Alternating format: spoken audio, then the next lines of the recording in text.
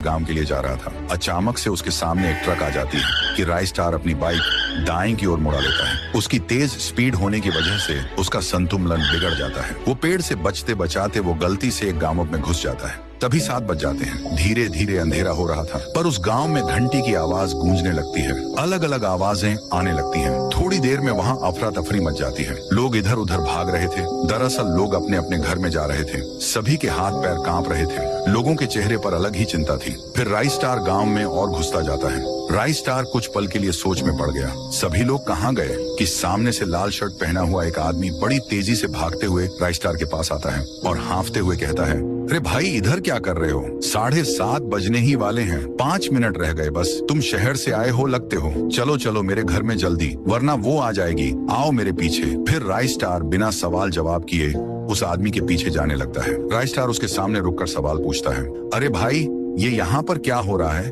तुम मुझे 7:30 बजे से पहले अपने घर में क्यों लेकर आए? और ये अजीब सी घंटी की आवाज क्यों गूंज रही है? आदमी कहता है, अरे मैं पागलों जैसी बात नहीं कर रहा हूँ। इसका सच जानकर तुम्हारे रोंगटे खड़े हो जाएंगे। इस गांव में रोज 7:30 बजे एक चुड़ैल आती है जो कि लोगों को मार के उस पेड़ में लेकर जाती है। बात हो ही रही थी उसी सूखे पेड़ की जहाँ राय स्टार ने अपनी बाइक रोकी थी। तभी अचानक से उस पेड़ में से वही चुड़ैल निकलती है जिसके बारे में वह आदमी बता रहा था। राय स्टार उस चुड़ैल को देखकर दंग रह गया। बस फिर क्या था, वो चुड़ैल उन दोनों को देखकर उनके पास आने लगती है। वह उनके पास आके कहती है, राय स्टार, ओ राय स्टार, जरा बाहर तो आना। मैं तुम्हारी बहन जैसी हूँ ना, मुझसे डरो मत। आओ बाहर। 1 मिनट, तुम्हें मेरा नाम कैसे पता है? मैं तो तुमसे पहली बार ही मिला हूँ। अरे इसके मुंह मत लगो, इसको सारे लोगों के नाम पता है। ये खतरनाक भूतनी है। इतना कहते ही वो चुड़ैल वहाँ से तेजी से जाने लगी और वहीं पास के दूसरे पेड़ के पास जाकर रुक गई। फिर राय स्टार सवाल पूछता है, मुझे एक बात बताओ, ये भूतनी लोगों को क्यों मारती है और ये पेड़ में आई कैसे?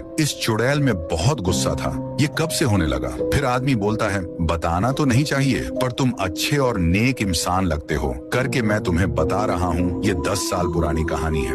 इस गांव में रहते थे गुड़िया और उसके पप्पा। उन्होंने गांव के सरपंच से पैसे लिए थे। बस इतना क्या था। सरपंच ने गुड़िया के पप्पा को उसी सूखे पेड़ पर उल्टा टांगा और गुड़िया के सामने बड़ी सी चाकू से पहले उसके पैर की चमड़ी उधेड़ दी। उसके बाद अंत में उसका सिर ही धड़ से अलग कर दिया। फिर उस क्रूर सरपंच ने गुड़िया को भी नहीं बख्शा। उसको कर्जदार की बेटी बोलकर गांव से धक्के मारा कर निकाल दिया गया और उसने भी ब्रिज से कूदकर अपनी जान ले ली। उसके बाद उसकी आत्मा उसमें से निकलकर उसी सूखे पेड़ में गई जहां पर उसके पप्पा को टांग कर मारा गया था। उसके बाद क्या था, वो एक लड़की के बदन में घुसकर वो अपनी साइकिल में बैठकर उस सरपंच को पूरे गांव में घसीटते हुए सूखे पेड़ में लेकर चली गई। उस पेड़ में सरपंच के हाथ, पैर, सिर, पेट सब उगाए।